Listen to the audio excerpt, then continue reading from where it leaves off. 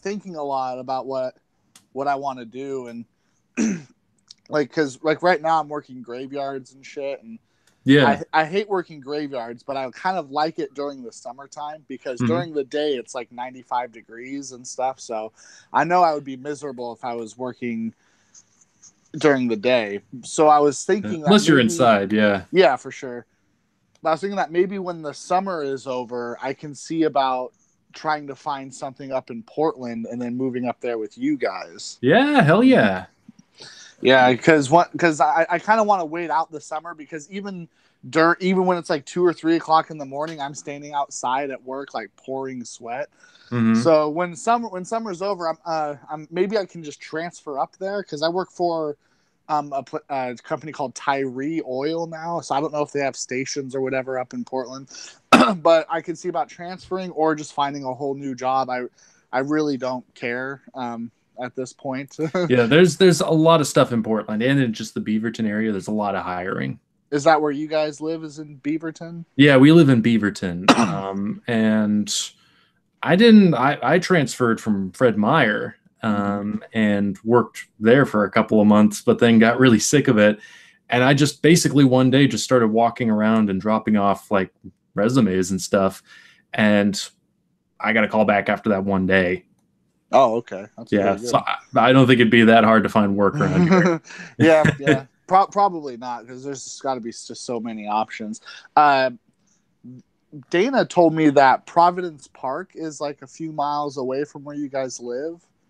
Um, I don't know. I don't know the parks yet. I don't know the area that well. it's like a big soccer stadium there. And I've been up there a couple times with my sister because my sister is like a huge soccer nut. She loves soccer so Oh, much. really? Yeah, and so I've been up there, and like there's got to be a million things to do there, and that seems like doing kind of anything there would be at least not boring. I don't know. Yeah. So maybe I could apply there, and it would only be a couple mile commute to and from work. Yeah. Yeah, I don't know everything that's available, but I know there's a lot of stuff. I don't think there's any shortage of work here.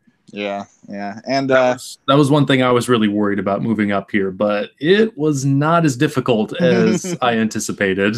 yeah, I think the only thing I would be worried about is just like getting a job and then I would end up hating it. But I think that would be what would happen no matter what I do. So I was surprised though when I started working at my new job at the coffee shop. I'm actually really enjoying it. I like it a lot more than I thought I would. I'm having a lot of fun just with my coworkers and stuff. oh well, that's good. I mean my job is fine or whatever, but it's honestly like if I got fired or something, I wouldn't feel bad about it, and I don't feel bad about like potentially leaving real soon. None of that. Yeah. So I did start the broadcast. Do you want to start over since it's just like personal? Personal talk? oh yes, I see where it says live. Oh yeah, I brought that up just as something to just talk about while you were getting things set up. Yeah. I mean, I don't care if you want this to be the start. I mean, I don't think Okay. I said anything embarrassing. No, I don't think so either. I just don't know how much of your personal life you want to put on the show.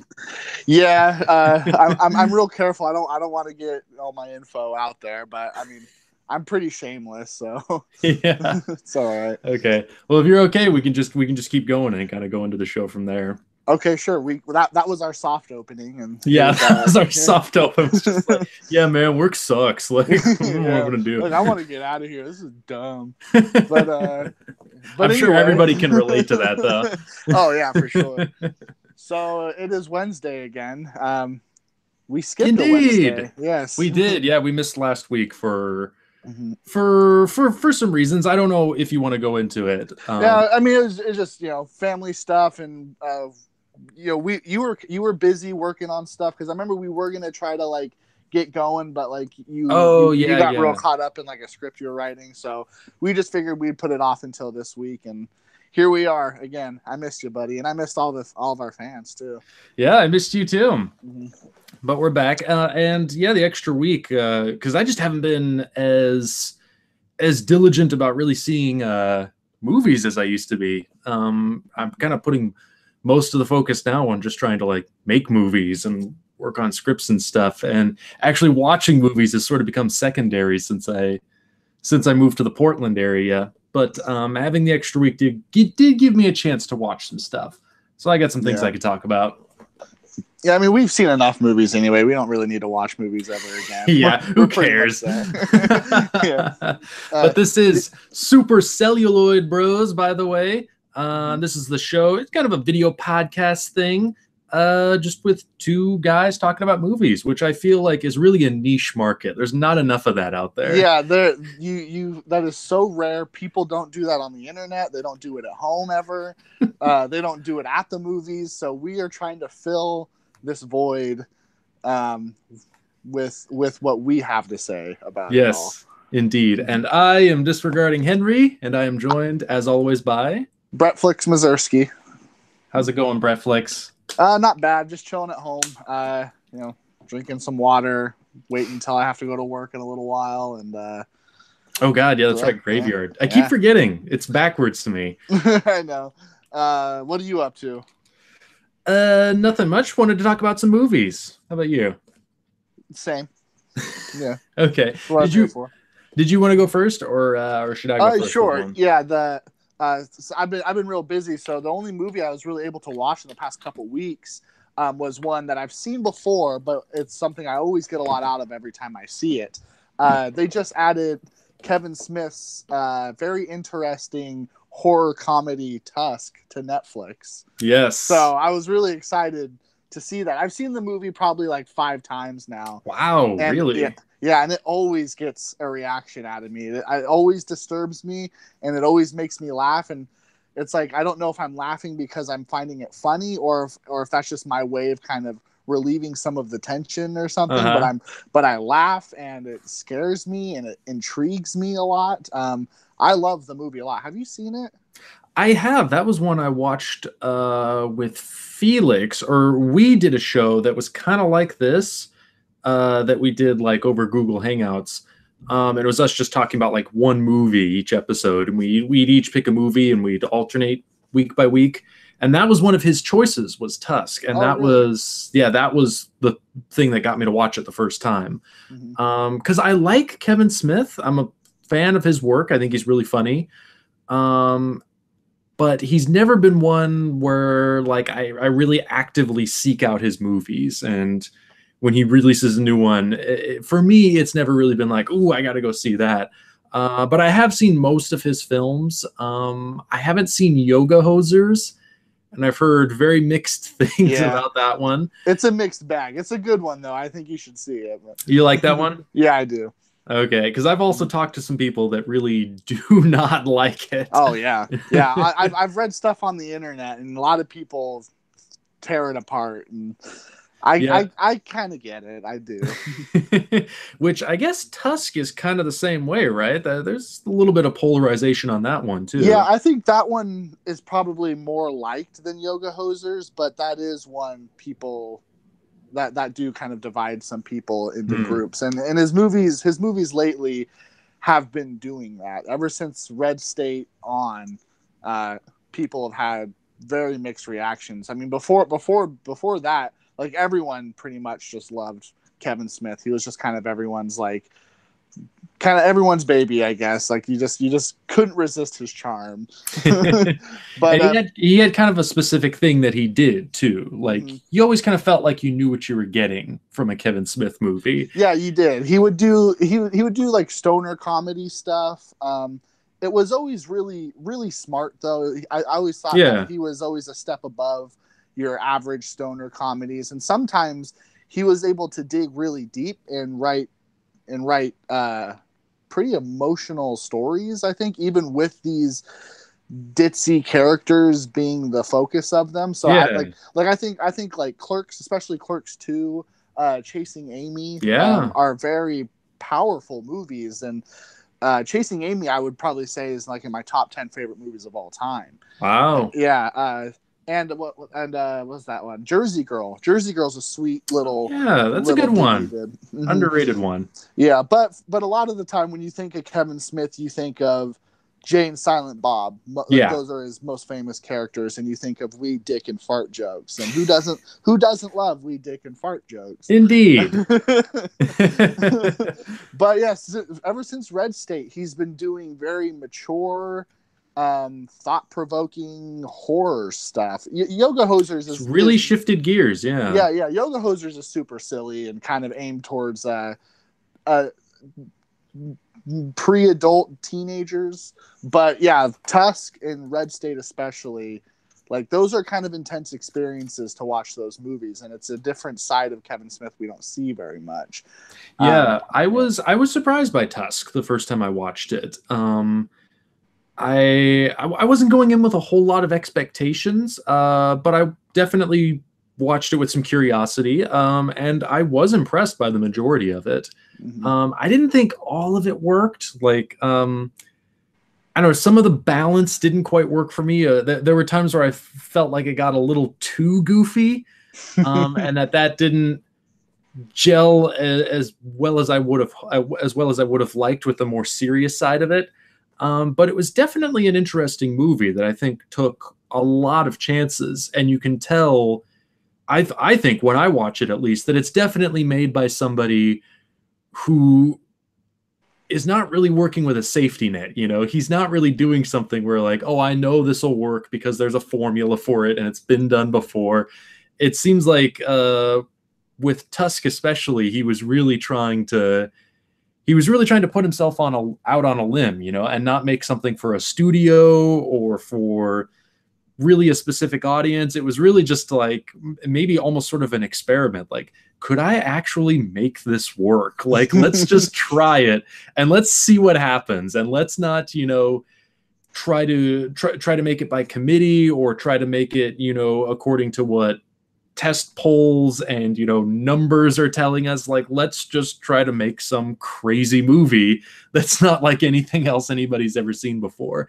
And that was the thing I appreciated most about it, is that it was really eccentric and really didn't play by any conventional formulas. Yeah, Tusk is one of those movies that it's like it's an idea that everyone gets in some sort of way. I mean, all the nights you and I have spent with our buddies talking about, like, oh, dude, what if we made a movie that had this crazy shit in it? And we'd like laugh our asses off. Would it be crazy if there was a movie where, like, this happened? Yeah, exactly. But I don't think we've ever, like, seriously been like, okay, this is something we need to pursue. But Kevin Smith and Tusk, that I think that's a rare instance where he came up with this insane idea and actually went through with it and carried it out and completed it. And didn't just make a complete goof of it. It wasn't like a Sharknado thing where it's like, we'll just make it silly and ridiculous. He was like, let's try to make a real movie. And in a certain way, it's like one of his most, like, directorially confident films. It really is. I was always really impressed about how well directed that whole movie is. And there are sequences that show that he's more than just simply a director who can, like, point and shoot with his camera. Actually, I went to just capture all of his dialogue. Yeah, I went to a Q&A up in Portland like about a year or two ago that he held, and I got to ask him a question like, nice. Yeah, like how aware is he of his style, I guess, you know, like, because he is a director where you could say most of the time he just points his camera at his actors and lets his actors do their thing. And so most of his story is told with his writing and stuff. He doesn't do a whole lot with his camera. That changed a bit with Red State and Tusk, but for the most part, he doesn't have a lot of flair. Yeah. And I also got to ask him if he responds to filmmakers that do have flair. Like, do you love Scorsese or De Palma, like people where their style is very evident? And, like Kevin Smith, he gave this like 90-minute answer to my to my one question, and it was fascinating. He said that when he released, I think it was when he released his first movie, Clerks, he read a review where the person wrote that his style is that he has no style. And good left-handed compliment. Kind of, but I think that does sort of accurately describe it. But I can tell that with Tusk, like, he was trying to do a lot of things that he wasn't sure was going to work, and maybe he may not have been able to pull off. I think he pulled it off for the most part. But I mean, he has like long dialogue scenes at dinner tables, and it's not just simply like, you know, over the shoulders cutting back and forth when the two people are talking to each other. Like, he finds interesting places to put his camera, cool ways to edit. There's a sequence where Michael Parks is sewing together a lot of the walrus suit, and it's cutting between like his face and this monologue he's giving to all these weird props that he keeps in his basement. And so there's a lot going on visually throughout most of the movie, and on top of that, you have like really good performances from Justin Long and Michael Parks. A lot of great dialogue, like Michael Parks especially. Yeah. Oh yeah, he's a standout, and in the few movies I've seen him in, he's always the best part. In Tusk, in Red State. He's great in Red State too. Yeah. From Dusk Till Dawn. Is he in that? I think that's what it was from Dusk Till Dawn. I haven't seen him in a lot, but he has a long monologue in Kill Bill Volume 2. I remember in the hospital, right? Or is that in the first one? I don't remember the hospital, but there's a part in Volume 2, I think, where she stops off at a brothel in Mexico. And he's like the guy there, and I think he basically like tells her where she can find Bill, and he has this really long monologue that I remember always really impressed me. I think that was when I first learned who Michael Parks was, that he was kind of like this cult actor, you know, with this long list of credits behind him, that was just sort of one of those guys that never really achieved like a lot of exposure or like mainstream recognition. But luckily, you know, he got to live long enough to where, like, at the tail end of his life, because he died like just a couple of years ago, didn't he? Yeah. Yeah, and those last few years, I think really paid off for him, that he had this really great body of work and performances, all these interesting movies he'd made, so that directors like Tarantino and Kevin Smith, like, just fell in love with him, and then just started writing all these great characters and all these great roles for him in these great movies. And he kind of got to do like a really great collection of movies the last few years of his life, and really got to show off, especially in the Kevin Smith movies, really show what a great actor he was, which is really nice. I'm glad that happened for him. Yeah, that monologue he gives, I think it's in the first scene where you meet him in Red State, where he's in the church and he's just giving like a sermon. That is a really demented sermon. Yeah, the most demented sermon ever. Yeah, and then they shoot that guy on the cross afterwards. But his monologue, I don't remember that. Yeah, his monologue, his performance there, it's like this dude was a great actor, and and it was so cool that he did get these roles where he could really just like spread his wings or whatever as an actor. And he was crucial to the success of Tusk. I mean, the climax of that movie where he gets in a walrus suit himself and they battle it out to the death. Like, I find it so fascinating, just because a character like that, you have to wonder like what is going on in his head. What are his motivations? Like he gives you a brief little history of how he was saved by this walrus when he was a young adult, and so now he's fixated on walruses, and you have to wonder like is there some sort of like sexual thing going on here too? Like he wishes he could be a walrus, but for some reason can't change himself. There's so or many maybe he aspects. Just wants a friend. Yeah. Or he just wants a friend, but then he wants to like kill that friend or have that friend kill him. It's so strange. Oh yeah. Yeah. It's the movie. I find it kind of fascinating, and I find it sort of difficult to hate on too, just because of the circumstances of which it was made. You know, it's just a director who has a crazy idea and experiments and tries to see if he can pull it off. So just that aspect alone gives me so much appreciation for it, just as art. And so I know, at least I don't think I could hate it. Even if I didn't think that everything Smith went for was a success, I would still really enjoy this movie just for that simple fact. Yeah, but I would also argue that things do work. Yeah, it seems like there's kind of a group out there that does seem to be, I guess, a little unfairly critical towards Kevin Smith. I'm not exactly sure why. He just seems to be somebody that occasionally rubs people the wrong way for whatever reason. I don't know, just something about his style, his point of view. I'm not really sure what it is. But there just seems to be some people out there that when you mention Kevin Smith, it's like, oh, I hate Kevin Smith. I hate that guy. That guy sucks. He's so awful. It's like, man, calm down. What did he do to you to make you so personally angry at him? I can see why like some people would be offended by like comments that say like Jay Silent Bob, because he'll refer to women as bitches and stuff like that, and so Kevin Smith has faced a lot of criticism for things like that. Oh, really? His response to it is kind of interesting. He says like these Jay and Silent Bob characters, these aren't role models. These are stupid people. Yes, they do say these things, and it is meant to sort of be funny and stuff, but you're supposed to laugh at them. That is the point. I can see that. So there are, I guess, certain aspects like things that he says, the dialogue his characters will have that are the jokes are super edgy and stuff. Like Chasing Amy, there are like jokes about lesbians that maybe I could see people being turned off by. I think his movies have a point of view with it all, though. Like I think he's trying to write characters that are just sort of ignorant in a lot of ways. So that is kind of that's the way they would talk, and that's supposed to give his audience a perspective on how to see things a little bit.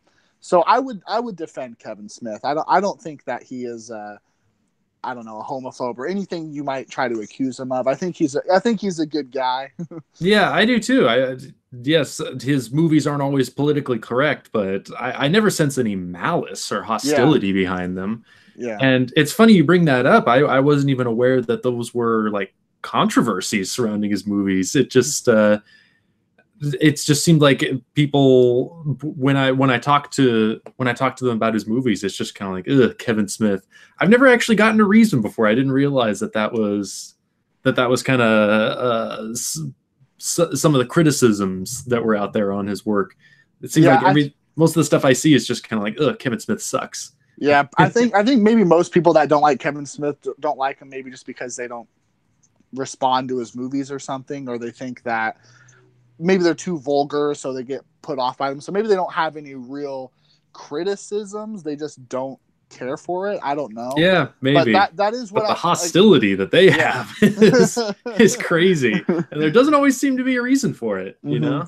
Yeah, not a lot of grounds for it, but I love the guy. I think he's pretty inspirational for a lot of independent filmmakers, and I'm excited for his new movies and stuff.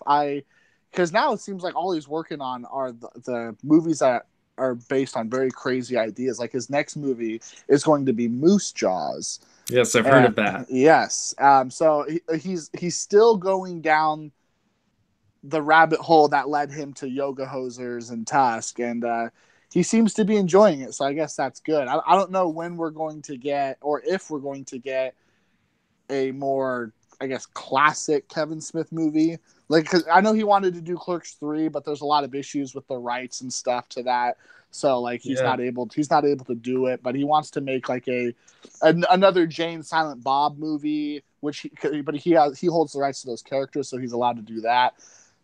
Just because of the way he's working, since he's not playing the typical ball game that you have to play to get movies made, he's struggling to be able to make movies, you know, that he wants to. Like he wants to do Clerks 3, but since he's not working with studios, and I want to say it's like the Weinstein Company has the rights to it, and he's not working with them, he's not able to make Clerks 3, you know. Yeah, and now they're being bought out. Yeah, so I don't know what's going to happen with the property at the end. I guess it'll just be owned by whoever buys them out. But yeah, I don't know. The rights issues can become a labyrinth very quickly. I'm sure it's a nightmare to try to figure stuff like that out. Mm-hmm. But my brother was telling me not too long ago that he put on like his Twitter or something that he had some kind of announcement that he was going to make fairly soon, which I haven't heard anything about, but he was saying like I've got big news coming up. I'm going to be working on my biggest film ever, and I think Dana was saying like he hinted that it was a comic book movie or some kind of superhero movie or something like that. Oh, whoa! I haven't heard anything about You that. haven't heard anything about that? Yeah, that sounds really exciting. Yeah, because I remember it was right after James Gunn got fired off of Guardians of the Galaxy Volume 3, and Dana was saying like, yeah, coincidentally, like Kevin Smith like made that announcement not long after James Gunn's firing was announced. So he was saying like there's all this speculation on the internet that maybe Kevin Smith is the replacement director on Guardians of the Galaxy. Huh. But yeah, I don't know. That doesn't sound... I'm not sure if I buy that. I can't see him really doing a movie like that, especially starting at Volume 3. Yeah, that's kind of strange. I haven't seen the other Guardians of the Galaxy movies, so I don't know if like it's something I could see Kevin Smith doing. But what I don't see him doing is jumping in and like continuing someone else's franchise. Yeah, that was the big thing in my mind. Like, I just can't see him, really doing that to a fellow director of taking over their thing that they started. But he apparently did say that he's got some kind of big movie in the works that he was supposed to announce like fairly soon. But I don't know if he has or if that's still TBD or what. But I'm curious to find out what it is. yeah, that'll be interesting. On his IMDb page over the past several years, he's had like movies he's going to do, but then they get removed and replaced by other things like. Because like Clerks 3 was like going to happen at some point, I think, and he even had a script written out, and then he was also going to do a sequel to Mallrats, and okay. And I remember on his Twitter and Facebook he would say like, "Oh, I confirmed, Jason Lee's coming back," and all these people were like, "Yeah, I'll do Mallrats too," like totally, but then that didn't work out, and then like Mallrats was going to be adapted into a television series, and then that didn't work out. So I don't know what's going on with that guy. And if he's going to be doing some, maybe big budget comic book thing, I would imagine he'd want to do like something that hasn't been done or like an original idea or maybe Bluntman and Chronic, like from his movies. That would be awesome. But I don't. But he's also a huge comic book fan. I'm sure he's got, and I know he loves the Marvel stuff and. I'm sure he's got some kind of obscure hero that he's beloved and think like, oh, nobody even knows about this guy. Like, why isn't anybody making a movie about this hero? Yeah. Maybe he'll get to do Infinity War Part 2. Maybe. I think whoever the hell has already done that one though. Oh, whoever did the first one? Yeah. Yeah. Are they done filming that, or are they? I think so. From what I heard from my manager at the coffee shop, who's the big Marvel fan at work, he said it was scheduled to come out later this year. Oh wow! Yeah, well, but I'm not sure. Give Kevin Smith the next Avengers movie. We're starting that petition right now. Yeah. Okay. So, sign it in the comments below, everybody. Yeah, and then he can remake Last Jedi. Yes. Oh, that would be awesome. But I guess just to conclude the whole Tusk thing, just I would love to know what people think about it. Now that it's been out for a few years. Maybe people have processed it a bit more. They can come at it with a different point of view. Like anyone watching this, like let us know in the comments, like what did you think of Tusk, or watch it and let us know what you thought, because I would be very curious to know. Yeah. Hell yeah. I think a movie always deserves credit for being different. Original, trying something different. Yeah. For sure.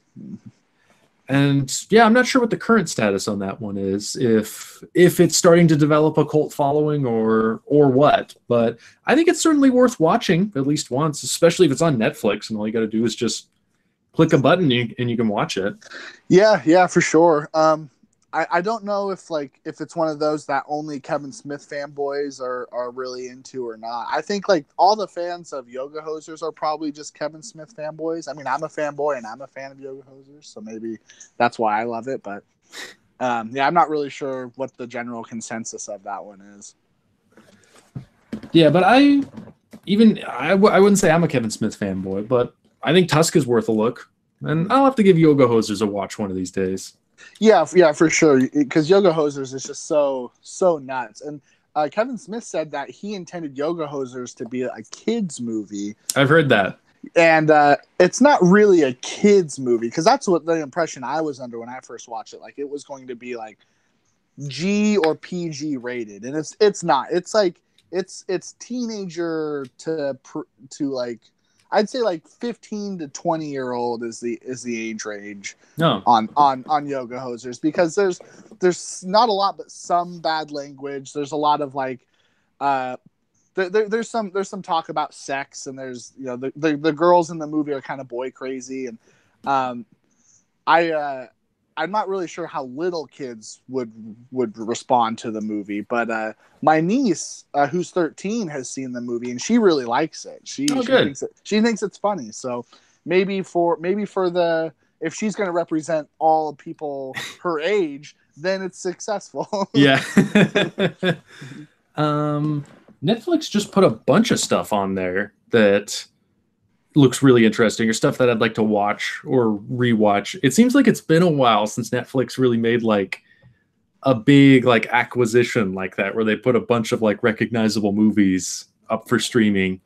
It seems like lately they've just been focused on making their own content. It used to be like you could find a lot of really cool stuff like, oh, I've been wanting to watch that, and it pops up on Netflix and you watch it. It seems like for a little while, Netflix has mostly been a platform where you just go for Netflix stuff. Yeah. But it was really cool over the last month to see like that they've been really putting some recognizable movies up there. I added a bunch to my list of like, I'm trying to think now, stuff I put on there. But yeah, Tusk got put on there. It's really good movie called Mississippi Grind just got added. I've heard of that, yeah. Yeah, it's by the directors that did that movie Half Nelson, which was kind of like one of Ryan Gosling's like breakthrough performances. I forget their names, but they're great filmmakers. What else did I put on? I forget now, but a lot of good stuff. I think The New Age by Michael Tolkien is back on Netflix. So, oh, wow. Yeah, a lot of good stuff. That one's still out of print, isn't it? I don't think it was ever released on DVD. I think the only home release of that one has been a VHS tape, and that's it. Jeez, and that's such a good movie too. It is, yeah. I still.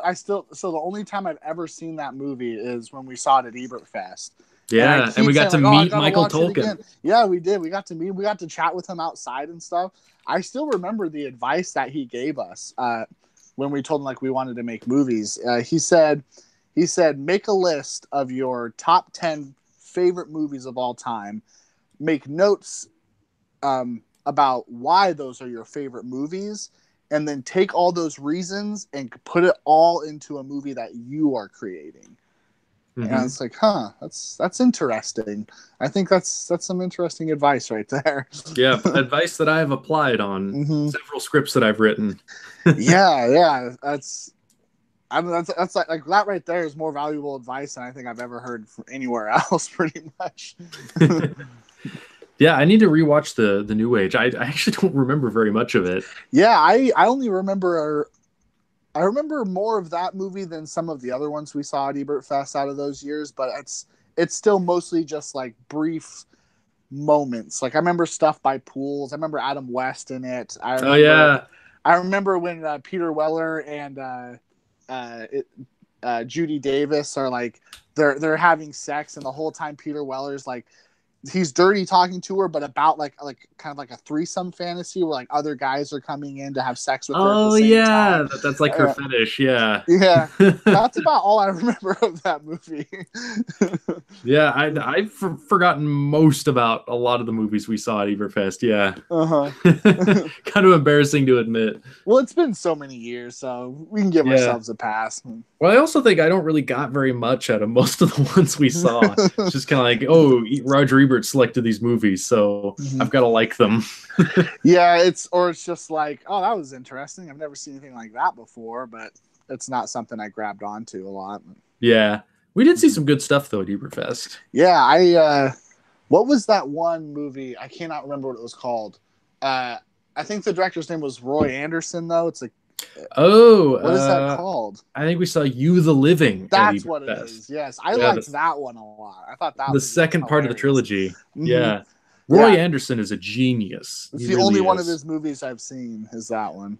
If you want to talk about stuff to stream on Netflix, the third movie in that trilogy, he did kind of this trilogy that are like these existential, it's like surreal existential slapstick comedies almost. They're like no other movies out there. Anderson has such a unique style, and he makes films that truly are like no other films out there. But he did, and he typically spends like years and years and years working on them. Like he'll film a section, because he directs a lot of commercials and stuff in Sweden. He's very successful, and he'll go through like a period of like a year where he's directing a bunch of commercials and saving up his own money, and then he'll use that to finance these movies that he makes, and he'll just shoot a chunk of them, and then he'll run out of money, and then he'll direct some more commercials and save up some more money, shoot another chunk of the movie till he runs out, and just keep going like that. So he has like complete, total artistic freedom to just make whatever kinds of films he wants. And yeah, they're really like no others. But he did the first one, Songs from the Second Floor, in 2002, which is genius. You the Living, which we saw at Ep.5 from like 2008, 2009, which is genius. And the third one, which I think actually might be the best, called A Pigeon Sat on a Branch Reflecting on Existence. From about 2014, 2015, I forget which year. But that one is streaming on Netflix, the third part. And they're not really connected. You can kind of watch them all as standalone movies. But Pigeon Sat on a Branch especially is brilliant. I cannot recommend that film highly enough to you, Bretflix, or to anyone else who might be watching. I really love that movie. Yeah, I'll add that to my Netflix queue because like you, I was trying to remember what I added to my Netflix queue. So I'm trying to like slyly look, trying to find. Netflix. Like, I don't know if you saw, I'm looking above you, and I can't. I don't know how they're organizing Netflix now, but I cannot find my list. Like I booted up Netflix and it didn't start on my list. I'm going down. Oh, you can't find your list at all? Yeah, nowhere. I'm at goofy comedies, crime movies, family features. Like where the hell is my list? I don't. Why isn't it not the first thing that is on here? It might be at the very bottom. Oh, wait. Did I just add something to my list? Fuck. Okay, I don't know what's happening. Well, I was going to try to find out what movies I added, but I can't do it because Netflix apparently sucks right now. Did you check at the very bottom of the page? Sometimes that's where it shows up for me. It started to recycle, and now everything is just... Oh, okay, maybe it's loading here. Okay, here we go. Oh yeah, Spring Breakers. That was like the one I was. Oh yeah, to see.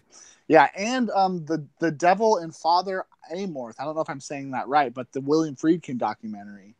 Oh, I didn't know that's what that was. Mm-hmm. Yeah, it's a documentary made on the exorcism, and I'm really interested in seeing that because I don't know, just exorcisms in general kind of fascinate me because I don't believe in supernatural things, and so to see stuff like this, like I'm watching like the little preview right now, and I'm like, this can't be real. These have to be people faking it. Like it's so strange. But William Friedkin made a whole documentary on it, so maybe I'll learn a thing or two. I don't know. Yeah, there's a great Romanian film that I think Criterion is putting out on Blu-ray. They're just did or they're about to. It's by the guy that did 4 months, 3 weeks, 2 days. You know that movie? Oh yeah. Mm-hmm. Which I think won the Palme d'Or in like 2007, 8. 2000XX. Yeah. I'm pretty sure it's a Palme d'Or winner.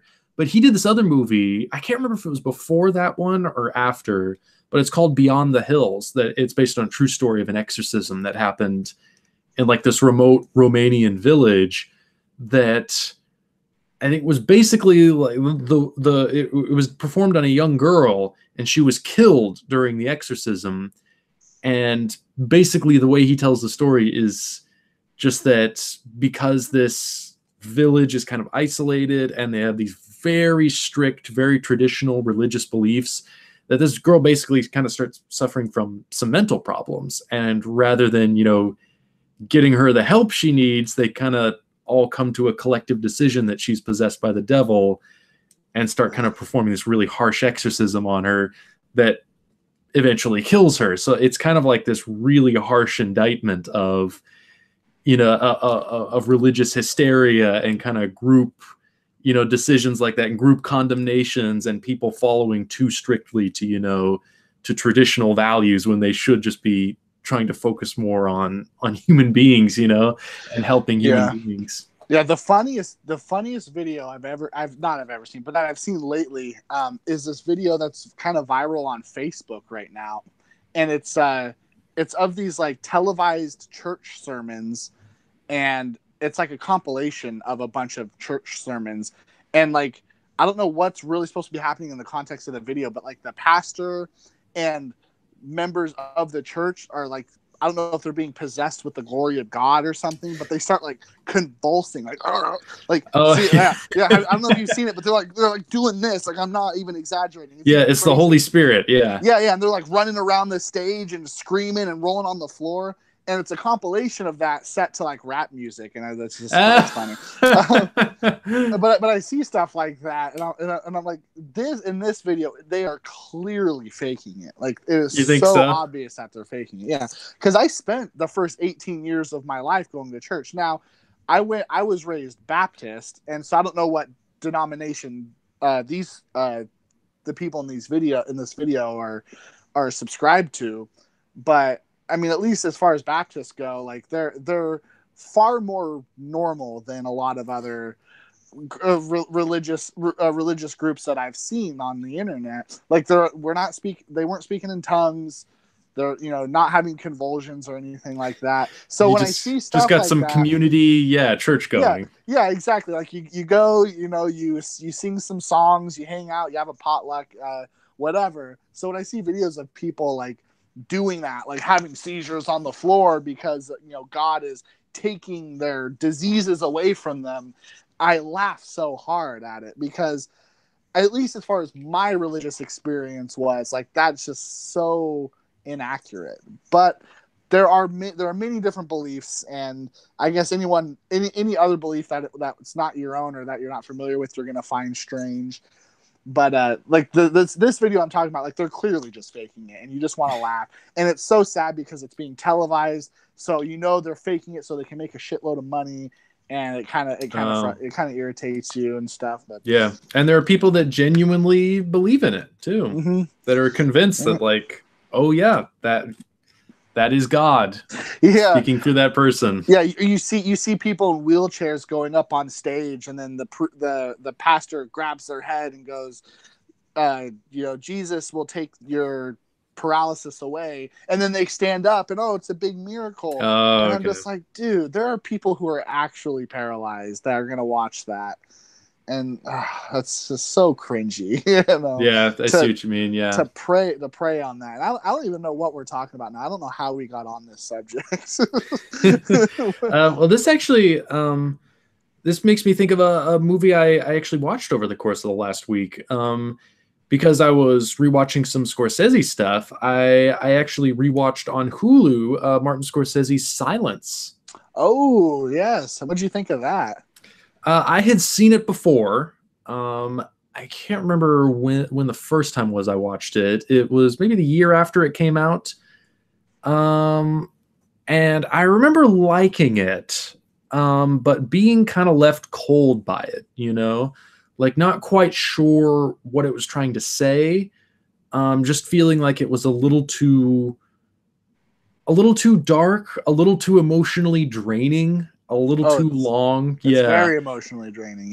Yeah, and just a little too long, and just wasn't sure what my takeaway was on it. I was definitely affected by it, but I wasn't quite sure in exactly what way I had been affected by it. It was one that kind of took a while to process.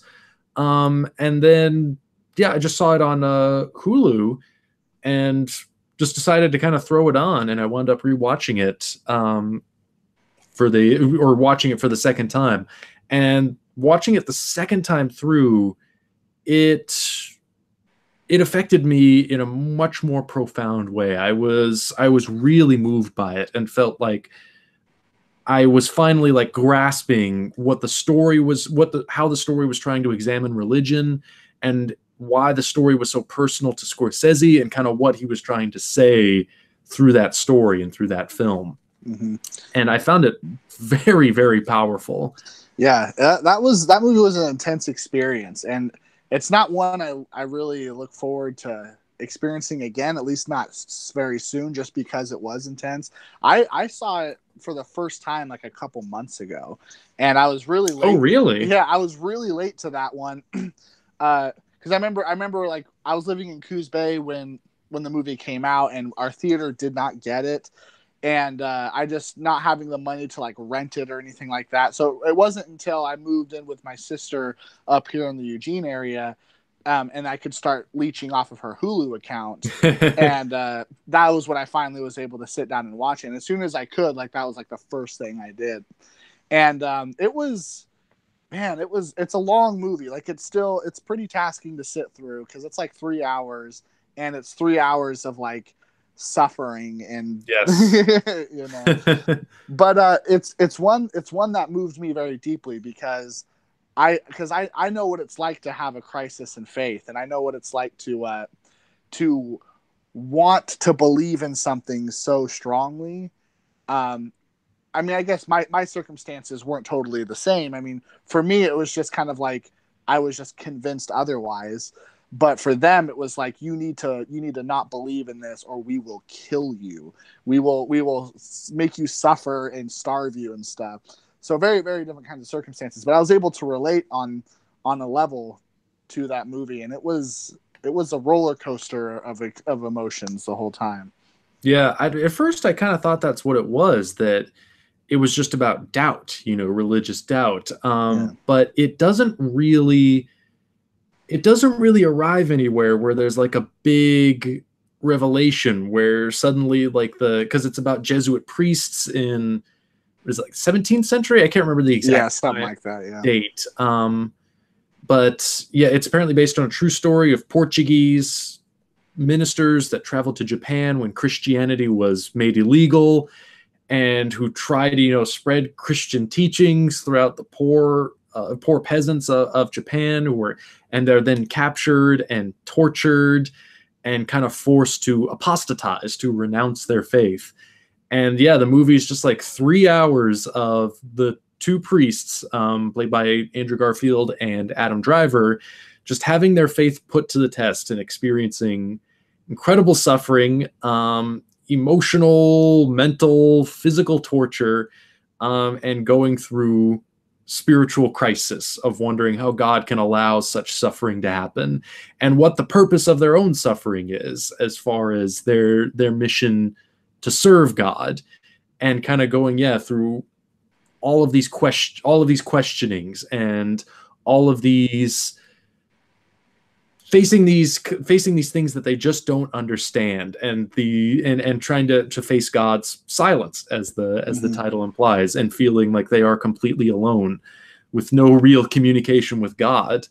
And yeah, it's a tough film to watch. It's definitely not like most like the religious films that are kind of really popular right now, which are basically just kind of reconfirming things that people already believe. So, like God's not dead, stuff like that. Yeah, stuff like that. Just saying like, hey, don't worry, everything you believe is just right. Yeah, anything with what's his name? Kirk Cameron. Is he the guy that did like Fireproof? Yep. Okay, gotcha. Yeah, everything he does sucks. Okay. But yeah, just movies that don't really kind of have any point of view to offer, that are just kind of like servicing the point of view of a group or an organization. And Scorsese is very much a man of faith. He is somebody who has experienced many spiritual crises, and that's reflected in his work. But throughout his entire life, he has remained very devoutly a man of faith, who still very much believes in God and still very much follows the teachings of the Catholic Church, which is interesting. I don't feel like there are a lot of filmmakers like that anymore. They either seem to be kind of like atheist, or maybe they are religious, but it's kind of not really something that plays into their work a whole lot. And Scorsese is still somebody that like really tries to tackle morality and spirituality and religion in all of his work. And Silence is kind of one of the ones that goes after that most directly, really tries to ask all those questions. And it was a passion project for him that he spent like decades trying to bring to the screen. It was a book that was like, I found a copy of that book. I forget the name of the author, but it's a Japanese book. And there's an English translation that is on sale at Powell's, and I frequent Powell's quite a bit. Mm-hmm. And this edition of this English translation, it has an introduction from Scorsese. And I'm kind of glad I read that before watching the movie a second time, because it really kind of lays out Scorsese in a really just eloquent way. Like, he kind of says why the book affected him so much, why he wanted to bring it to the screen so badly, and kind of what the story, like kind of what it made him see in religion and in religious doubt. And then I watched the movie a second time, and that's kind of when it all clicked of like, oh, I understand what he's trying to say here. And that was a really exciting thing to kind of see, like, how powerful the movie really was and what it tried to say about spirituality, which is not that, you know, don't doubt anything, don't ask any questions, just follow blindly. It's about a movie where, like, you basically saying, like, you should ask questions, you should doubt, you should try to find your own path to God. If you truly believe, you will find your own path. And yeah, it's just interesting that that it's kind of about spiritual arrogance in a way, you know, that the Andrew Garfield character is kind of somebody who is absolutely convinced he's right and who is not going to let anybody sway him, and is going to, even in the face of like seeing innocent peasants tortured and killed, who is still just going to hold stubbornly to his beliefs and seek martyrdom. Essentially, you know, I'm here to die for my religion, I'm here to die for God, so just kill me so I can have my glorious martyrdom. And he's denied that, and he kind of has to come to a place where he's able to accept a more humble faith, to just have his beliefs in quiet, in secret, you know, which should be, you know, the only thing required of a truly devout person. You know, you don't have to announce it to anybody. You don't have to tell anybody else to believe what you want to believe. You can just believe and have that faith. And that's why the ending I thought was so powerful. I'll try not to spoil anything, but just the way the movie arrives at that, of a man who is able to accept a humble, quiet, personal, interior faith, interior spirituality, and is able to find peace, and a peace with his surroundings, peace with himself, and peace with the world through that kind of quiet faith, that humble interior faith. It was really powerful to me. Yeah, I know exactly what you're talking about, because I don't want to spoil the ending either. But I mean, it was a great last note to end the movie on, and it's just I think making a movie like Silence I think even for Christians that have no doubt would be watching a movie like Silence would be more powerful to them than something like Fireproof, because Fireproof is just so shallow, you know. It's just like it's like, oh, here's a guy who's having, I've seen the movie. Here's the guy he's having marital problems and he's kind of a D-bag, but then he finds God, and that just kind of fixes everything. Like, as soon as the movie starts and things are established, like, oh, okay, I know exactly where this movie's going to go and how it's going to end and what it's trying to tell me. But I think your faith and spirituality is something you never stop wrestling with. And so, like, the fact that Silence is not just so one note, that it has all these ideas that conflict with each other. That's like, it's like, oh, I believe in God and he makes things great, but my belief in God is causing all these things to suffer. So, like, if there's a God, would these people suffer? Like, why would they suffer? You know, why would things be the way that they are? And those are questions that any devout Christian would have to ask themselves and have to try to grapple with. Yeah. That you never stop, like, grappling with that, you know? So, like, you know, everyone experiences suffering, and people's idea of religion, or any sort of religion, is that once they believe, everything will be sunshine and rainbows for them for the rest of their life. But it's not that at all. Like, yeah. That, I mean, you know, maybe that's one of the reasons why I kind of lost faith, is just because like believing didn't really seem to do anything. Like it was just kind of a comfort to have or something when you were scared of the dark or whatever your issues are. But other than that, like it's just not really a thing. But on the flip side, like I know a lot of people, like my father, who's still very devoted. He's like, oh, I have all these things. Like I have a home and I have my family and I'm able to feed myself, and that is thanks to God. That is a gift that God gave me. And that was something I always struggled with. Like, well, I mean, couldn't that just be because you're not a bad person, so your family still likes you, and you worked hard your whole life, so you're able to buy a house and stuff? Like, yeah. I mean, it's something that you never ever stop wrestling with. It's not just so shallow and clear. Like, oh, believe in God and it'll be great. Like, Silence is a movie that anyone could see and take a lot out of, whether you're a Christian or even an atheist, like just to understand like the impact that these beliefs have on people. Like even if you don't believe in it yourself, can be an important thing in just respecting other people's way of living their lives, you know? Yeah, it was definitely, I still very much, I was raised in a very Christian household. I never went to church. But I remember growing up, it was just kind of an accepted fact that God is real, that you follow these teachings, this is what you do, and yeah, that's just what we believe. And there wasn't really any questioning of it. And then, yeah, I did, when in my teenage years, I started to question that and kind of went through just my own sort of interior struggle of trying to decide what I believed. And I eventually kind of realized that I didn't really genuinely believe in any of that.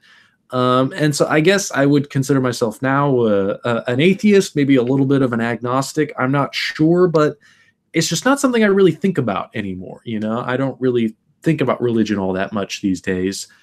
But watching Silence, even though I'm not really a religious person, the way the insight it provided into religious life and religious teachings and religious conflict, the point of view that it expressed and the emotions that it elicited in me watching it, were all very powerful. And it was a movie that, yeah, even though I am not really a religious person, it was still one that really captivated me as a viewer and really had interesting things to say to me that I thought about a lot and that really moved me.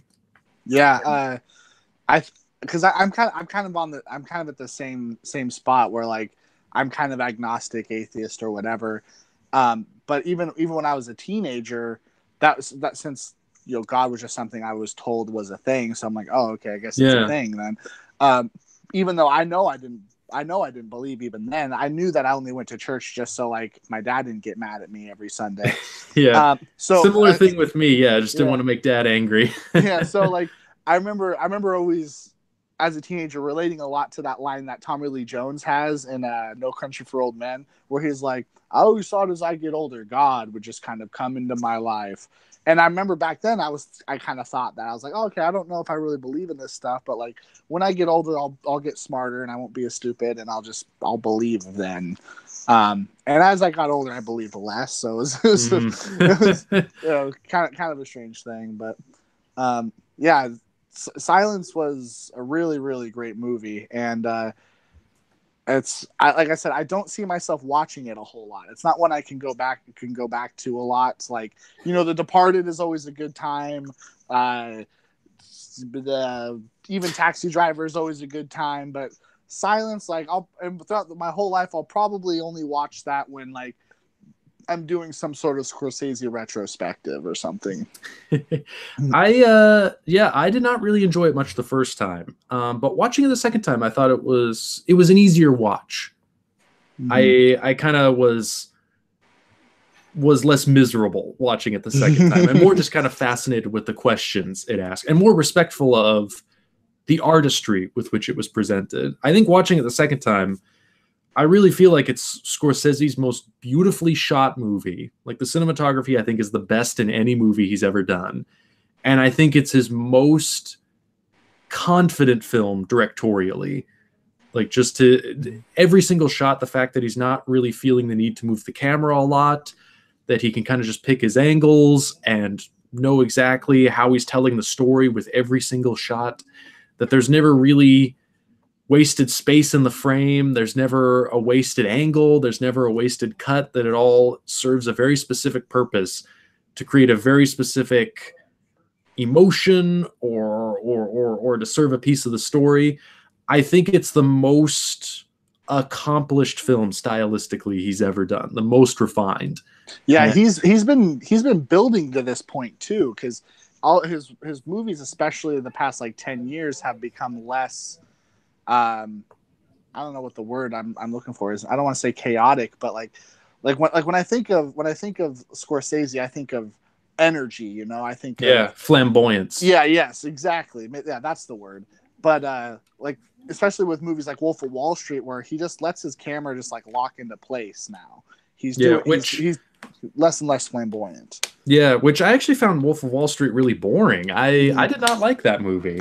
Yeah, but I think it's because he is becoming more confident as a filmmaker and kind of knows what he wants to do now. And I would agree with you on the point that Silence is probably like his most confident or accomplished movie he's done to date. Yeah, I think maybe that was one of the reasons I didn't enjoy Silence that much the first time, was Wolf of Wall Street kind of left a bad taste in my mouth, where I really did not enjoy it, and I really thought it was self-indulgent and really boring and overlong.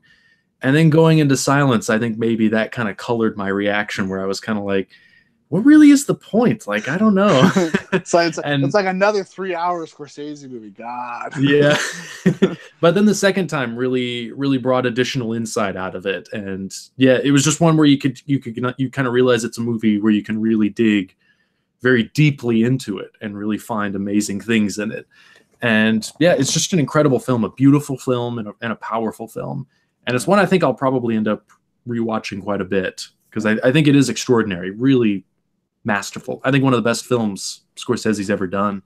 Yeah, I agree. And great performances too from Andrew Garfield and Adam Driver. I thought that because of the promotional stuff, I thought that Liam Neeson would be in a lot more of the movie than he actually was. Yeah. But instead they took more of like an Orson Welles and the Third Man approach, where you kind of forget he's a part of the movie till he like walks in, like, oh yeah, Liam Neeson's in this movie. Yeah. and even then he's still not in a lot of the movie, but he was also really good in the movie. Yeah, too. But a pivotal character that he plays. For sure. Yeah, for sure. It also was actually pretty funny the second time around. I'd forgotten that there was humor in it as well. Is there humor in the movie? Actually, yes. A lot of it, is not funny at all. Mm-hmm. But I think the thing that really surprised me the second time was seeing how funny the scenes with the Inquisitor were. The Inquisitor Inoue, who's the guy that is basically like... he's the guy with kind of high-pitched voice that is kind of like ordering all of the... Is that the one who is that the person that keeps leading them into traps or whatever, and then comes back because he's like repented, but then he leads? No, that is Kikichiro. Okay. Inoue is the Inquisitor. He's the old man that is kind of the one that is ordering like all of the tortures and the imprisonments and everything. He's the guy trying to wipe out Christianity. Okay. I think I know who you're talking about. He gets into is he the one who gets into the cell a couple times with Andrew Garfield, and like they have dialogue exchanges like in their cell? It's been a little while, so I'm trying to remember. But... I think that was Tadanobu Asano, the actor. He's the guy that is like his translator, almost like his attorney, like when he's talking with the Inquisitor, like translating and everything. All right, yeah. I think I know what you're talking about now. I think. Yeah, Inoue is the older guy who is kind of ordering everything around, and he has a couple scenes with Andrew Garfield where he tells him like Christianity is not a religion for Japan. Like it cannot grow here. It cannot take root. We are severing the roots. Oh, that's right. Yeah, and he says like Japan is a marshland or something, so nothing can grow. I forget what. Yeah. Okay, I do know who you're talking about now. Yes. Yeah, he's actually a really funny character. Okay. Yeah, and a lot of his scenes I thought were actually really funny because he is basically the guy that is ordering all of Christianity to be wiped out. And in the minds of the priests, he's this horrible, demonic, evil person. And then when they start meeting him and they start having these dialogue scenes together, he turns out to be kind of like this silly guy almost with these really eccentric quirks. And there's just all these choices that the actor made in his performance and the way Scorsese like kind of cuts the performance together that make him come off as really, really funny in kind of contrast to these horrible things that he's doing. But like there's one moment especially that I was just dying laughing because it comes like during one of the most harrowing sequences of the film when Andrew Garfield's basically confined to a cage and is just experiencing torture after torture. And then he has another meeting with Inoue, and he's saying like, if you think Christianity can take root in Japan, you don't understand Japan. And he's saying like, if you think you can make me renounce my faith, you don't understand my faith.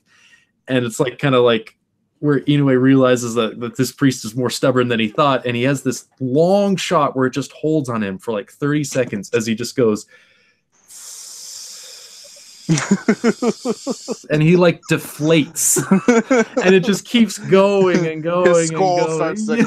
Yeah. But like the actor does an amazing job with it where he's able to pull himself into his costume and make it look like he's literally deflating as he exhales. And it's so funny. And I shit you not, it's like 20-30 seconds of him just exhaling and slouching, and it's hysterically funny before it gets back to more of the suffering. Oh man, I remember moments like that, but I don't know if I didn't find them funny. I was just really caught up in the drama of it all. But exactly, yeah, first time, yeah, see it again, like I'll be able to notice that kind of stuff because I mean when you just have a movie that's long and so full of detail, like things are gonna go right over your head the first time exactly. And I think first time, yeah, absolutely, the drama is what captivates you. Mm-hmm. But second time, I think, yeah, you can detach from that a little bit more. And yeah, you can kind of observe like kind of what's going on in those character performances like that, of just those choices where you're like, man, that's a pretty ballsy thing to do if you're an actor, like, to make that choice. And like for Scorsese, like, I'm sure just as a director thinking like, can we hold on this shot for this long? Him and Thelma are just like, wait for it. Like, keep it going. Yeah. And they just go for it. And that definitely takes a lot of confidence, risk taking on their part. Oh yeah. But good for them. Yeah. I mean, when you already have a 3-hour movie to hold on a moment like that, it can be ballsy. That can potentially kill the drama. Oh yeah, for sure. But yeah, they make it work. That's the great thing about great filmmakers is they're never, I feel like it's in a lot of people's heads that when you're a great filmmaker that you always know what you're doing, you know? It's like, oh, I should just make these decisions and I'll make a great movie. Right. It doesn't work like that. Nobody ever makes a film like that. People make great films and they become great filmmakers by taking chances and taking risks and asking like, can we get away with this? Can we actually do this? And they go for it, and sometimes it works, sometimes it doesn't. But when it works, that's the stuff that gets you the best rewards, you know, artistically and creatively. Yeah, I think even Scorsese is one who took a lot of chances, especially like in his earlier career, and as a result, like still made great movies, but like they're kind of just sloppy. Like Mean Streets, I think is kind of sloppy-ish. I actually rewatched Mean Streets, and most of the time it doesn't really feel like a Scorsese movie, funnily enough. Oh, really? It's been years since I've seen that one. Yeah, I rewatched. I'm having a lot of trouble putting together my Scorsese list because I want that to be the next top 5 list. And it's really difficult for me. I can't quite decide like which movies I want in there and exactly what I want to say about them. And I thought maybe I was going to put Mean Streets on there, but rewatching it, I was kind of surprised to find like there were all of the obsessions and all of the thematic things that would become consistent Scorsese features. But like stylistically, aside from a few moments here and there where you kind of see like his trademark style evolving, most of the time it kind of feels like a John Cassavetes movie or something like that. It's just a lot of handheld camera, a lot of like what you kind of saw in like New York films from around that time, where it's like it's about naturalism, it's about, you know, not trying to do like too many setups, but to just kind of capture real life in almost a documentary sort of fashion. So like, yeah, like you said, Mean Streets a lot of the time is just kind of rough, and it feels like just kind of thrown together, which I'm sure it was because it was so cheap and so low budget. But I don't know, yeah, even when Scorsese was working in low budgets, it felt like you could still kind of see that certain way of doing things, of liking a lot of dolly shots and a lot of steady cam and a lot of specific editing. And yeah, a lot of Mean Streets just kind of feels like it was captured through happenstance, which feels so far away, yeah, from his later movies. But it was interesting to see. Mm-hmm. Yeah, so it's like I think he did a lot of things that ended up with sloppy movies. I still really like Mean Streets, but I would sort of describe the movie as sloppy. And I feel that way with a lot of his movies. And most of the time that's kind of why I like them, because they feel off the cuff and relatable because of stuff like that. But yeah. So like that is how he became a master, though, is from shit like that. Yeah, absolutely. And he was kind of one, yeah, that had to sort of discover himself too. I think he kind of started out, I think, almost as like an underground indie filmmaker, just making these really low budget films in New York, and then kind of becoming a director for hire for Roger Corman. And yeah, I think could have very easily gone a different direction in his career if he hadn't decided, like, I just want to make films about, you know, what's inside me. And Mean Street is kind of the first step in that direction. And he's kind of he's had a lot of moments in his career, you know, where he's kind of started going the other way, where, you know, he'll direct like music videos for Michael Jackson, or he'll do just kind of like studio stuff for hire, but he kind of always ends up going back in his own way, going into a more personal direction of really just trying to say the stuff that's in his heart and soul and put that up on screen. Yeah, I think the 70s is really evident that he was trying to find his way, because like he did work for Roger Corman. I mean, he made Boxcar Bertha, and like he did New York, New York, and like, what the hell is that movie? Like that's yeah, like a big studio musical. Yeah, I think he was. I think he had these things that he was into, but just really wasn't sure how to like put it into a coherent movie that he wanted to make. And then after the 70s, he almost quit making movies. Like De Niro had this like put Raging Bull in his face and say, we gotta make this movie. Like, and he's like, I don't know if I want to do it. And then that was the thing that like reinvigorated him. But I mean, I think at that time he was trying to find a lot of direction, and it wasn't until doing all those strange movies in the 70s that he was able to do it. Yeah, I don't know. I almost don't really feel like he completely came into his own until the 90s. Like, I think it was Goodfellas that kind of like solidified everything for him. He made great movies before that, but I feel like after Goodfellas, he really kind of found his way of doing things that was specific to nobody else. You know, just in the way he used voiceover, the way he kind of discarded conventional narrative altogether to just kind of create these movies that are just like almost like amassing detail and moments and just a tapestry of characters and scenes. There's not really a story to most of his films, you know, where this leads to this, leads to that. There are sequences where that happens, but then after those sequences are done, it's just kind of like events follow events, and they're not necessarily connected. But and also in the 90s, that's when he pretty much started exclusively direct for studios too. I don't know if he did. Oh, really? Yeah. I don't know. I mean, did he do any independent movies after Goodfellas?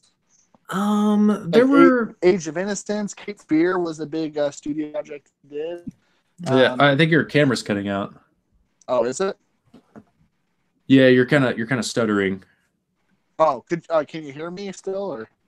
I can still kind of hear you. Your voice is starting to become like modulated. Oh shit, that's weird. Says my connection's okay, but okay. I think you're back now. Okay, but yeah, I think because in the 80s he made independent movies too, like After Hours, and I think Last Temptation of Christ was done independently. Yeah.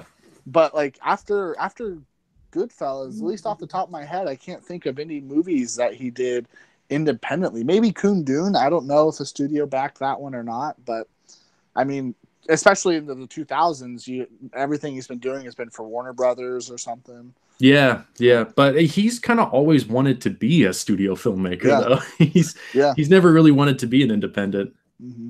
So like once he got into the 90s, like I think I'd agree with you on that's when he found his little corner he likes to hang out in. It's right there. Yeah, he had the clout to kind of get his stuff put together, and he had the reputation to actually get like studios behind it and supporting the stuff he wanted to do.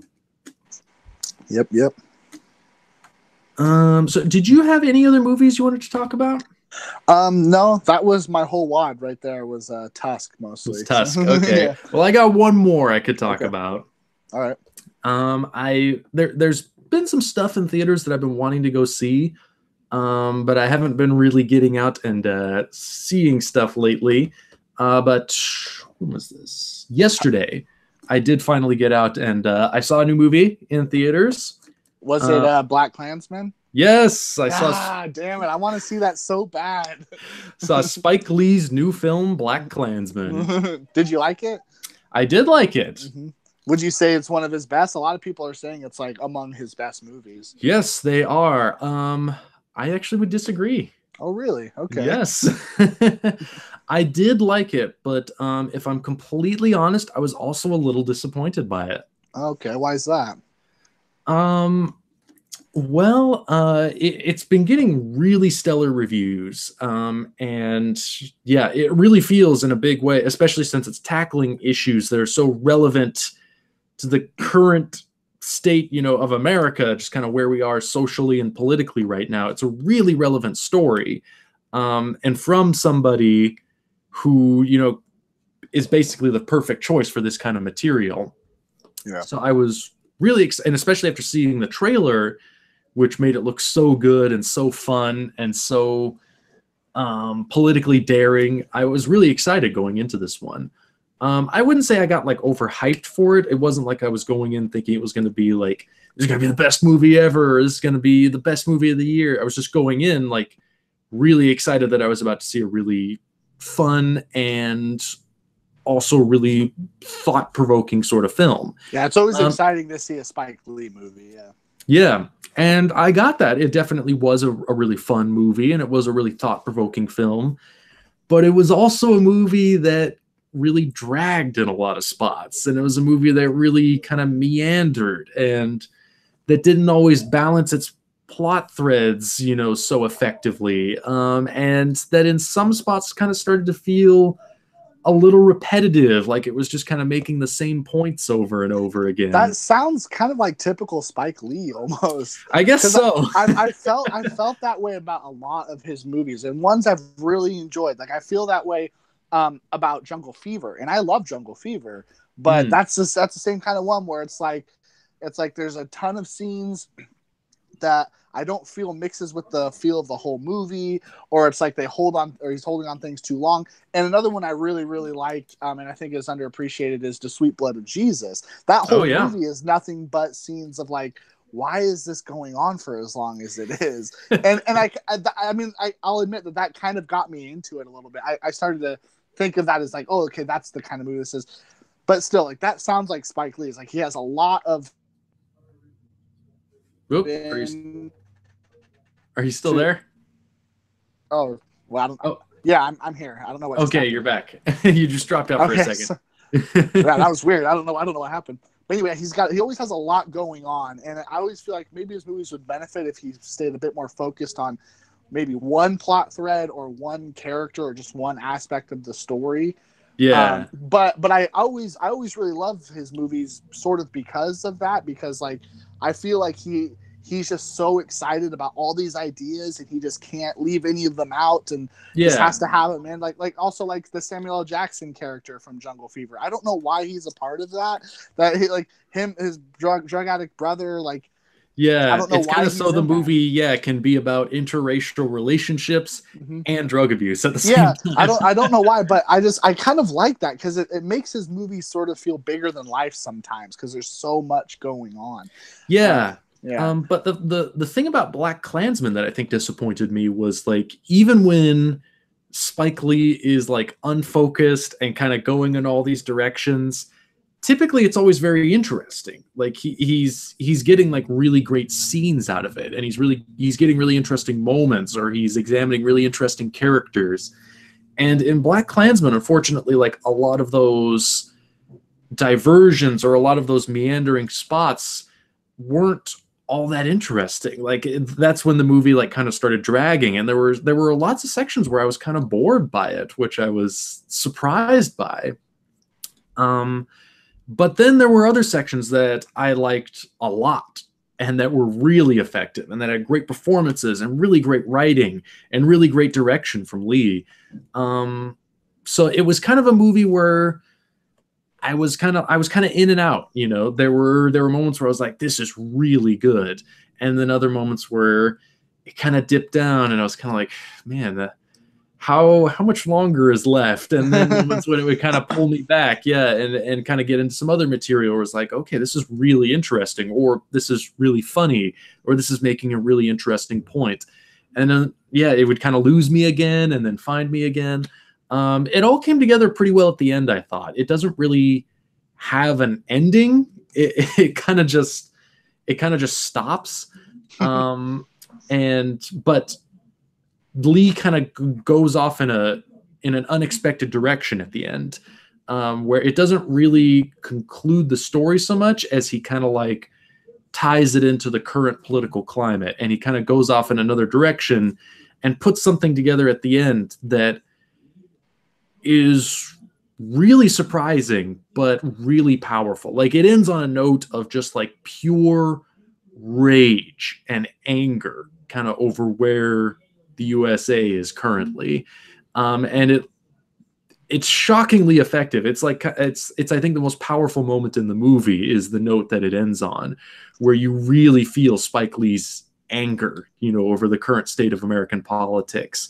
And you really walk out of the theater like kind of dazed, like, wow, that was pretty incendiary stuff. And I think that kind of makes me even more disappointed that all of the rest of the movie couldn't be that focused and that, you know, charged with that kind of emotion and power. You know, there were moments where it was, but unfortunately, just like a lot of moments where I felt like it wasn't. Like maybe it needed just a tighter edit or more focus in certain moments. I'm not quite sure, but there was just a lot of moments where I was kind of feeling checked out of the story, you know? Yeah, that sounds a lot like how I responded to Bamboozled, and how there are tons of moments in Bamboozled that are very effective and sad and angry, and I feel like I'm watching a great movie, but also a lot of moments where I feel like I don't really get what he's trying to say, or I think that the scene just should be cut out altogether, or like I don't know why these characters are getting their own scene right now, stuff like that. I mean, I still haven't seen BlacKkKlansman. I really want to. I'm hoping I might. I don't know if it's. I'll be in Coos Bay again this weekend. I doubt it's playing down there because they don't play good movies. But if they do, then I'll try to get away to see that one, because I would love to talk about it way more in depth next time. Yeah, I certainly think it's worth seeing. It's an interesting concept. It's based on a true story, you know, of a black police officer who infiltrated the Ku Klux Klan. So, I mean, that's a really good hook for a movie. That's an interesting story. And there are definitely some really good scenes in it. I forget the name of the actor. It's Denzel Washington's son who plays the main character. Oh, dang it. Yeah, it's like his first or second movie, but he's really good, and especially like his interplay with Adam Driver is really good. Like when they're on screen together, like those are some of the funniest, most engaging scenes. And there are some really great sequences, you know, like where he's on the phone, like with the Klansmen, and the movie does a really great job of kind of like using a lot of really shocking language, like the kind of language you don't really hear anymore, where there's a lot of racial slurs, there's a lot of really horrifying, bigoted sentiments being expressed. But it's kind of like doing this really brilliant thing where it's contextualizing all of it in a really specific way, you know. So it's like, this is obviously a very sensitive time we live in, where like you can't say certain things, you can't say certain words. And I feel like Spike Lee is really trying to make a point with this movie, especially, where it's not what you say, it's how you say it. So we have heroes, you know, who are going undercover in this hate group and are having to say, under specific context, like these really horrible racist things. But then you step back from that for a second, of like the shocking things they're saying, and you think about like, well, they're doing this to prove like how stupid these guys are. Yeah. They can be on the phone, you know, with this black police officer who is just, you know, spouting their own hate rhetoric back at them, and thinking like, yeah, I like you. You're just like me, a pure white American. Oh, yes, man. I certainly am, you moron. And that's such a great way of just undermining all of that, of saying like, oh, this isn't offensive because to call it offensive would be too respectful for the people who believe these things. It's just dumb. And the people who believe it are dumb. So I shouldn't be offended by it, because that's giving it too much power. And that's kind of like the ultimate point I think Spike Lee is making. Like, we should be laughing at this stuff because it's ridiculous and it's stupid. And he finds like the perfect context for that. Yeah, anyone who's going around spouting anything hateful, they're doing it to be offensive. So like, by being offended, you're just kind of letting them win. Yeah, you're giving them power. You're giving them a platform to stand on. But by taking that away and just kind of treating them like the idiot they are and just laughing at them, that's the ultimate way to take away their power. And it's especially great to see Spike Lee do a movie like that, because he's the best person to make that kind of point of hey, yeah, this stuff is scary and it's awful, but it's also just stupid. And let's take a look at how dumb it really is. And he does a great job of like finding actors, you know, that to play all the Klansmen, especially, where there's all kinds of like great like moments or cutaways where like some of the punchlines to jokes are like these horrible like racist statements, but they're delivered in such a way by actors doing it in so specific a way where it's like, the point is like, you see what morons these guys are? You see how dumb they are, and the stuff that they say is like, we should be laughing at them. We should not be taking them seriously. And I thought that was a great point for the film to try to make, especially now, of to try to take away some of that power that those people have found. And I thought that was really exciting, really subversive. And it made me wish that the film like was more consistently like on point like that, of finding that humor that was mixed with, you know, shock, where you're just like, I can't believe Adam Driver just said that. but then yeah, taking it like a step further, it's like, oh, okay, that's also really funny. And then also finding another angle where it's like, you're kind of horrified, like, good God, this is really awful stuff. And then turning it around again, it's like, oh my God, this is ridiculous and funny. When it works really well. Like, there's an opening sequence with a cameo by a certain actor that I won't spoil, but the opening sequence especially is just crazy and ridiculous and shocking and funny and sets the tone really well. And yeah, I guess that just kind of highlights my disappointment in the fact that, like, I just wish the whole movie came together like that and was all consistently that good. I just felt like there were too many points where it really dragged and the story was just kind of meandering around and not quite moving forward, you know, in the way that I was wanting it to as a viewer. So I don't really feel like it's one of Spike Lee's best, but I think it is a good movie that I would say more works than doesn't work, and I was more engaged with it than I was disengaged with it. And I think it's a good film, and I think it's a really relevant film, and I do definitely think that people should see it. I think it will definitely generate a lot of discussions and a lot of conversations, and I think that's good. And also, I just think Spike Lee's a great filmmaker, you know? He's got an amazing body of work. He's one of the best and most specifically American filmmakers out there, just in how he's been documenting, you know, the American attitudes towards race and the evolution of race and kind of all of the eras of like Black culture in this country. He's like, I think, one of the great American filmmakers, and his body of work is kind of like really trying to examine America itself and really trying to grapple with that. So I think, yeah, taking all of his movies as one is really exciting and really interesting to kind of look at all of the facets that he finds for that subject. And BlacKkKlansman, I think, is a great addition to that. Another era that he looks at, another aspect that he tries to comment on. It all reflects his point of view. And yeah, I think this movie is kind of providing him with a really big comeback. I hope it gets a lot of accolades and recognition. And I hope he just gets more opportunity because he deserves it. He's made so many great movies. He's been in such a slump recently where just people just aren't seeing his films, aren't talking about them, like Chirac or like, The Sweet Blood of Jesus, movies worth watching, and they're just getting ignored. So I'm glad that this movie's put him back on the map. And yeah, I'm really happy for him. And I hope, this launches a new era of his career because I definitely want to see more movies from him. I'm betting that they're going to push for an Oscar. Like all the Oscars, all the major categories, because it's getting the reviews it would need for like a Best Picture nomination and stuff. Yeah, it's coming out around award season. Yeah, exactly. I've heard a lot of great things about Topher Grace. Yes, so he was a surprise. Maybe even he could get an Oscar nod or something. Maybe this could be Spike Lee's year. I mean, I know he's won an honorary Oscar, but has he? Yeah, he needs like an actual Oscar. Yeah, or at least a nomination, for God's sake. Yeah, I know. Did he not get nominated for screenplay for Do the Right Thing, or am I mistaken? Because I know he's never got a Best Director nod. But maybe he did for screenplay. I can't recall now. Yeah, I'd have to look that up. I'm not sure. But for Christ's sake, he better at least get his first nomination for Best Director for this movie. Yeah, I mean, he's been making movies now for over 30 years. And I mean, with his body of work, he's made movies like Do the Right Thing and Malcolm X, and he's never been nominated for Best Director. Yeah. It's just, I just don't get it. I don't. Yeah.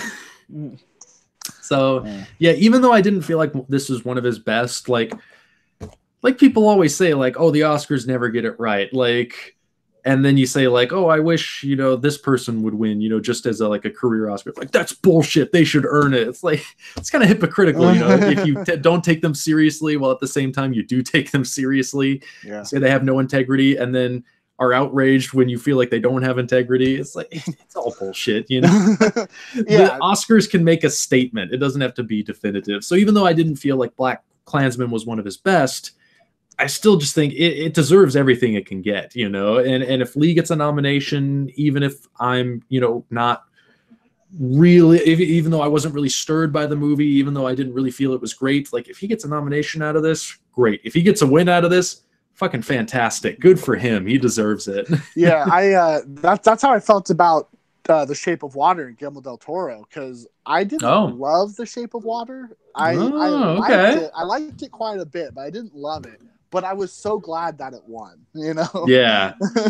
Guillermo deserves it, goddammit. Exactly. He is one of my favorite directors, and I don't think this Shape of Water was one of his best movies, but I was so happy to see that he won and that he took home Oscars. And I don't really know what it's going to mean for his career or anything. I don't know if he'll now get to make all these movies he's always wanted to make, like In the Mountains of Madness or something. But God, I hope so. Yeah, but I mean, who knows? If it gives him a little opportunity, that'd be great. But at the very least, it gives him some mainstream recognition.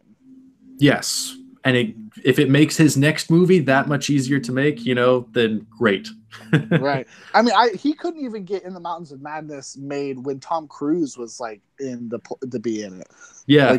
Tom Cruise in the lead, James Cameron as producer. And he still couldn't get that movie made. That's such a crime. So who knows? Maybe he'll be able to make it or make something like it. Spike Lee, maybe now he'll be able to make a lot of movies and do a lot of projects that he wanted to do.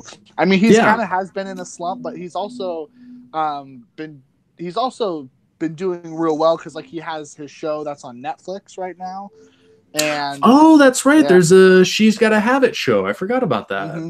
Yeah, I haven't seen it. I wanted to watch it, but I still haven't seen the movie, so I was waiting to watch the movie, which I think You've never seen that movie? I've never seen it. Yeah, but I think it's also on Netflix, so it's in my queue. It is, yeah. It's on my queue too. I've been wanting to rewatch that one for a while. I need to get around to it.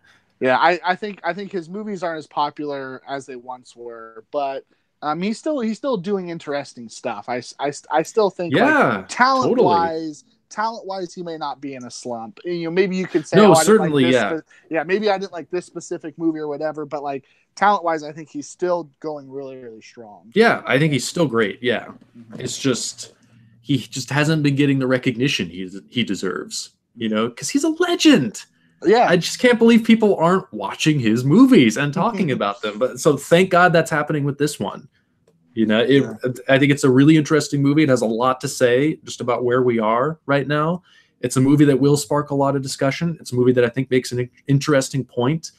As a film itself, I wish it could have been better, but so what? It's still a relevant film. It's still a film to talk about. It's still a film by a great filmmaker. And those are always interesting. Those are always worth talking about, And that's why we're here talking about it. Yes, indeed. Yeah, hopefully you get a chance to see it. Yeah, I what is today? Today's what, Wednesday? It is. I don't even know why I asked that. But yeah, today's Wednesday. I mean, who knows? It's got to be playing up here in Eugene somewhere. So I'm sure by next week, then I can talk about what I thought of the movie. Okay, cool. Yeah, I do recommend it to you and the viewers to check it out.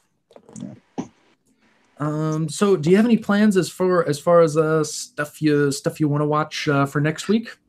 No, I'm looking at my Netflix queue, and it has a bunch of good stuff. And actually, speaking of Scorsese, I'm looking at, they have the George Harrison documentary he did, which I still haven't seen. Oh, that's a great one. Yeah, it's a 3.5 hour George Harrison documentary. Is kind of like, ooh man, that's gonna be like an all day thing. But I mean, I love George Harrison. The Beatles are awesome, and I love Scorsese. So I'll probably. Scorsese said that's one of his most personal movies. Oh, interesting. Yeah, I'll probably just continue just to try to knock stuff off of here. I've got some really good stuff, like The Constant Gardener. I've never seen that. I haven't seen that one in a while. Yeah, I've always wanted to see Tinker Tailor Soldier Spy. Oh, that's a good one. Yeah, Pariah, Moonrise Kingdom, Tangerine. I want to see Pariah and the other film she did for Netflix, Mudbound. I want to watch both of those. I've heard that one was great. Yeah, that's on my list too. Yeah, Dee Reese. I don't think I've seen any of her movies yet. I really want to start watching her stuff. Yeah, and Big Eyes, the Tim Burton movie. I've always wanted to watch this one. I've never. That's a good one too. Yeah, it looks really interesting. And it's one like no one talks about of Tim Burton's career, so it makes me really fascinated to see it. It's a good one. Yeah, I enjoyed that one a lot more than I was expecting to. I've never been the biggest Tim Burton fan. Last couple of years, I've been warming up to him. I think just because it was when I was younger, he was such like a trendy director, and there are movies of his that I just feel like are over talked about and overpraised and aren't as good as some people feel they are. I mean, everybody has their opinions. I'm not trying to insult anybody's tastes, but I've just never agreed, with some of the praise lavished on some of his movies. But just being able to distance myself from that a little bit. Every time I revisit one of his movies, I'm consistently impressed by them. Like his Batman movies, rewatching those not too long ago, I actually thought were really good and was really impressed by those. Edward Scissorhands, revisiting that one, I liked it a lot. And yeah, Big Eyes I thought was really good too. Yeah, I'm with you on Burton. Like, he was always overly praised, and I do think he's a great filmmaker, but I also think he's overrated. But I guess the thing you realize is like that's not his fault though. He's just trying to make his movies. Exactly. Yeah. And now that I just have such an appreciation for like directors that are distinctive and original and do their own thing. Like Tim Burton is a prime example of a filmmaker like that. I mean, you can watch 2 seconds of a Tim Burton movie and it's already unlike anything you've seen. And so, like, yeah, and I've instantly done that. identifiable. Exactly. I've done that. I've gone back to some of his older movies that I either didn't care about or whatever, or just overlooked, and would been impressed by them. Especially Sleepy Hollow. I really like Sleepy Hollow. Yeah. And yeah, I'm rewatching. I've seen Edward Scissorhands recently too, and that's a good one. So like, I got to give it up. I'll stop being a hater. Like Tim Burton's. Yeah.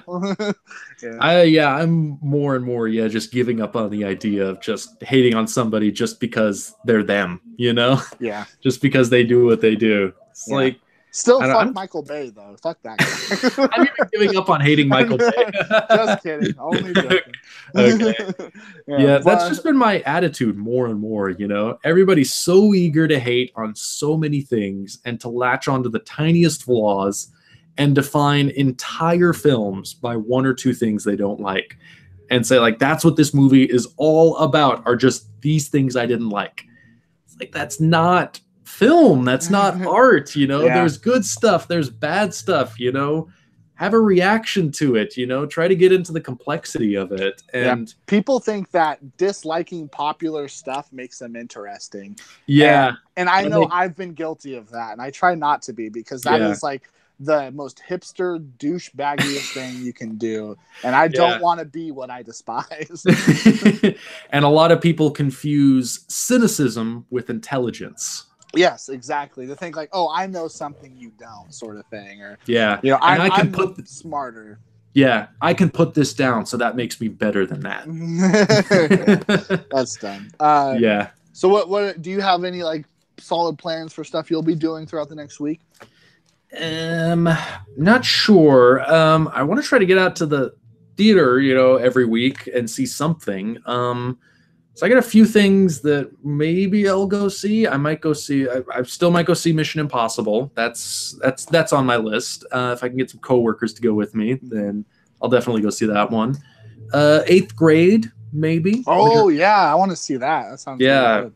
Been hearing a lot about that one. Bo Burnham's directorial debut. So, and it's been getting great reviews, and I'm definitely interested in seeing that one. Sorry to Bother You, I might try to catch. That's kind of on the tail end of its run here in Portland, which I've also been hearing great things about. What else? Sorry, Don't Worry, He Won't Get Far on Foot, the new Gus Van Sant one I've been wanting to see for a little while. Hopefully I'll be able to catch that one at some point. It's only playing at one theater, which is kind of far away from where I am. If I have a day where I just feel like, you know, paying the bus fare to go out to see it, then I will. I'm kind of holding out on maybe it expanding to more theaters at some point, but I don't know how well it's doing or if it will expand. But I do want to see it. It's not playing in more places there, because isn't Van Sant from Portland? Yes, and the movie is about a guy from Portland too. Yeah, I figured like any movie he'd make, like everyone would be going crazy for it. Yeah, I'm disappointed in that. Maybe it's just taking a little while to expand, like, to the multiplex theaters, because that's really all that's nearby me, or just kind of like the multiplex stuff. Maybe it's having an art house run first and then a larger run. I hope so, because I'd like a more convenient place to be able to go see it. But if I have a day where I'm not working or doing anything else, I might just head over to downtown or something to catch it at the theater it's playing at. Or no, it's in Northeast, I think. So that's kind of like a bus ride and then a transfer and then another bus ride. So just gotta find a day where I feel up to that. Other than that, I can't think of much. I saw some trailers that looked interesting. Like, I haven't seen any good trailers lately. I saw the trailer for Widows, the new Steve McQueen movie. Oh, the one I was telling you about? It's like a heist movie or something? Yeah. How did that look to you? It looked interesting. Yeah. You're right. It looks way out of character for Steve McQueen. But I don't know, just the focus on realism and trying to like take a genre that is typically like really sensational and really overblown and just trying to make it feel more intimate and more real.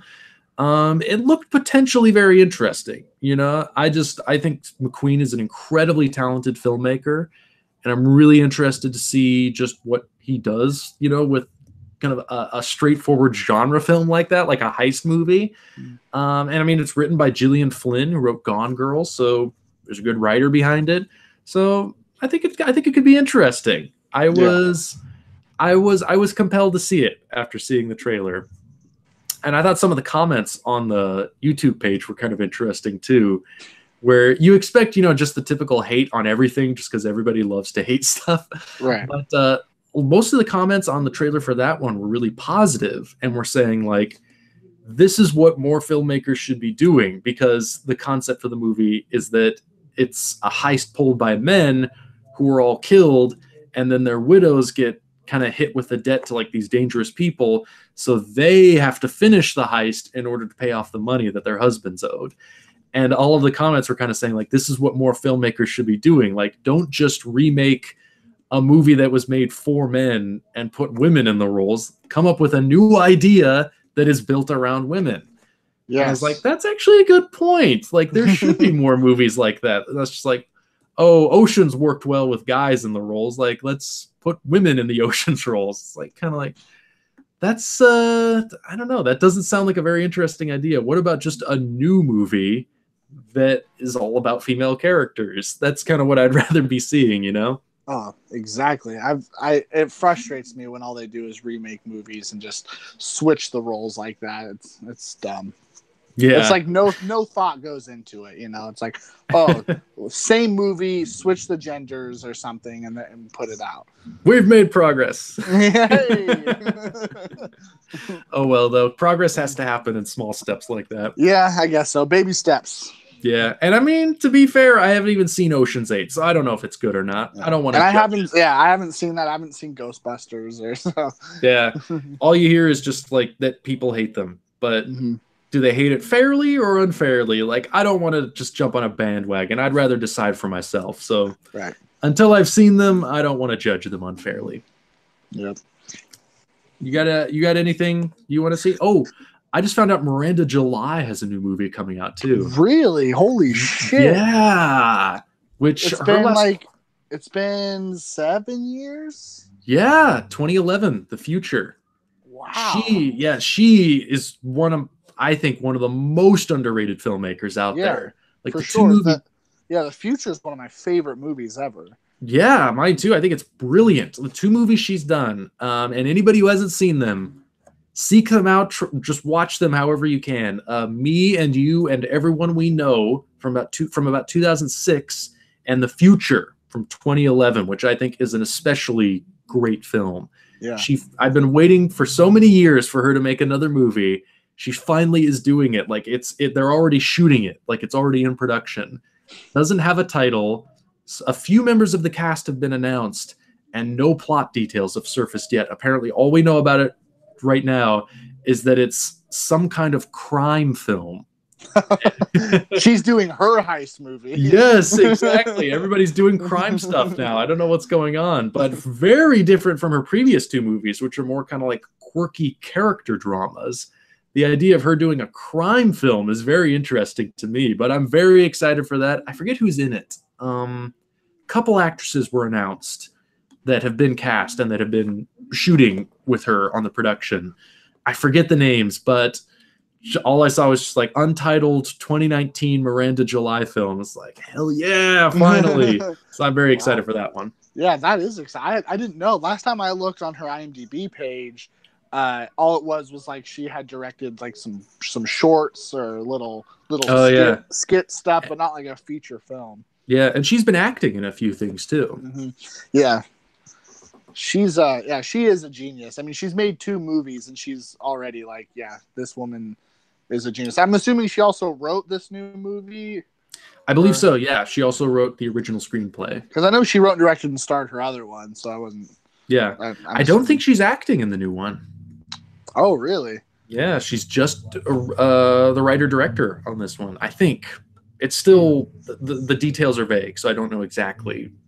I don't know too much about it, but it didn't look like this was one she was acting in, which will be interesting. Yeah, I'll have to be careful not to get my hopes up, because like The Future, that was a movie experience I had where like as soon as it was over, I remember thinking like, I just saw a great movie.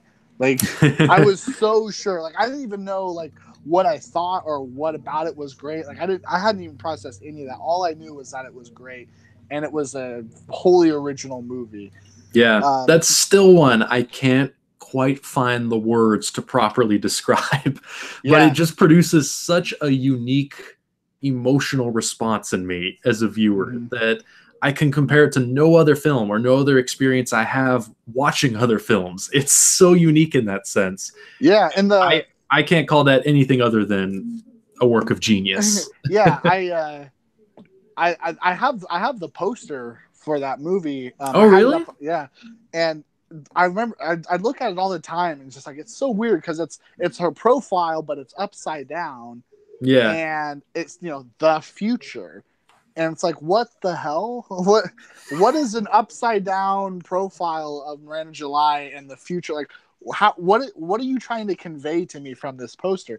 Because most movies posters, it's kind of like a way to sell your movie. It's like, oh, you see this person holding a gun. Okay, so this is probably this is like an action movie. You see the tagline like this time it's personal, and like, all right, so his daughter gets kidnapped or something. Like you're able to tell and assume a lot of things from the poster, but the poster for the future, like none of that tells me anything that happens in the movie. Like but tonally so it feels cool. Right. Like the poster, it's enigmatic, but the film itself is also very enigmatic as well. Yeah, and that's kind of the thing I find so exciting about it is that you don't see too many movies like that anymore that are kind of content to just be enigmatic and not try to explain everything. Yeah, I feel like I don't really think I know what the movie is really about, but I do feel like it is about something. I don't think that it's just someone who's just being weird for 90 minutes to 2 hours, and then that's all they have. Like I do feel like there's actual substance there. Yeah, I totally agree with you. I just don't think I'm smart enough to wrap my head around it. And I do know I respond to it. I mean, there are moments that break my heart from that movie when her boyfriend is like talking to the moon. I don't know if you remember that sequence, but he's having this whole conversation with the moon, or all the moments where the cat is narrating, and it's like you see the POV and you just see its paws. Like that really grabs me. I can't explain why totally, but I know that the movie is about something. I just do not know what it is. Same thing with me and you and everyone we know. I think it's the same sort of thing.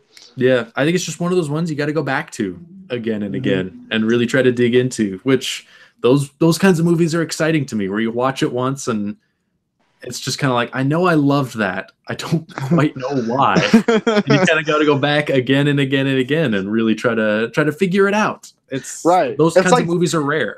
It's like 2001: A Space Odyssey. Like I'm like, what the fuck is this movie about? It's like, it's about something. I could be like, oh, it's about this and a little bit of that.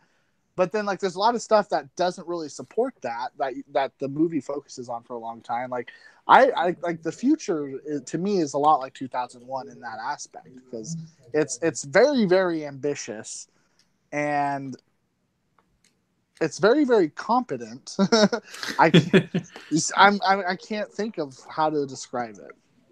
Yeah, it's strange and unusual and surprises you at every turn with things that are strange and surreal, but that emotionally produce a feeling like of almost profundity, where you feel like this is saying something really big and deep. And I'm not really processing it through conscious thoughts, more just through emotions. Yeah. Yeah. And when I was in high school and I'd let my hair grow out super long, I'd like to think I looked like Miranda July. And so I'm very, very honored by that. For a while, with the curly hair. Yeah, my Facebook profile page was a picture of her because I'm like, we look the same. That's funny. So is there anything like really tempting you on your Netflix queue or whatever? There's a lot of stuff. Like it's still up, like, because pretty much all I see right now on my queue, because I went over to Big Eyes, next to that is Into the Inferno, which is that the Herzog documentary. Next to that is Lessons of Darkness. I don't remember that. That might be a Herzog thing too. That is also a Herzog documentary. I was clearly on a big Herzog kick because next to that is Little Theater Needs to Fly. Another great Herzog documentary. Yeah, and then next to that is Quiz Show. I think that's a Robert Redford movie. Ooh, yeah, that's a great movie. Robert Redford. Talk about Scorsese. Scorsese has an acting role in that movie, and he's very good.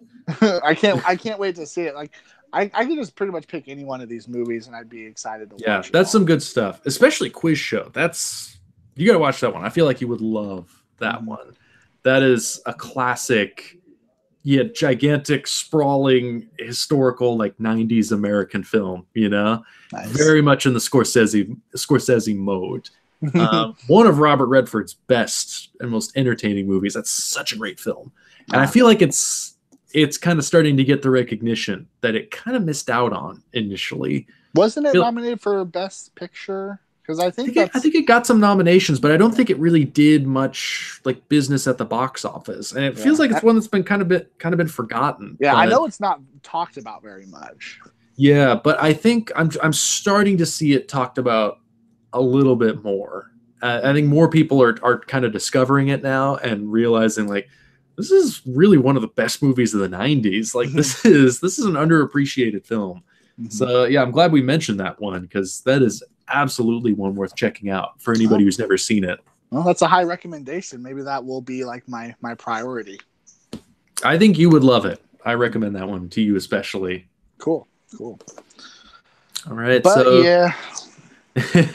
Feel good about that? Ready to sign off? Yeah, I did. I mostly just because I have to pee really bad. So. Oh, okay. I think we're nearly at the 2-hour mark. I always lose track of the time with these. Yeah. Holy shit! It is 9:10. Okay, and I have to get ready to work. I have to leave in 20 minutes. So. Oh damn! I'm sorry.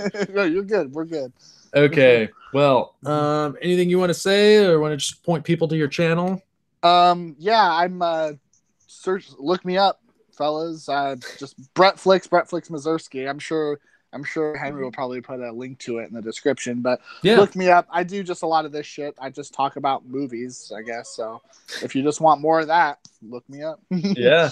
Link will be in the description. And I got other stuff on my channel. Everything's kind of slowed down there. I am kind of slowly working on another top 5 list, but yeah, most of my focus has been kind of going into short films and other things like that. I haven't been investing a lot in YouTube lately, but we're going to try and keep this show going as a weekly thing. It's easy. It's fun. Yeah.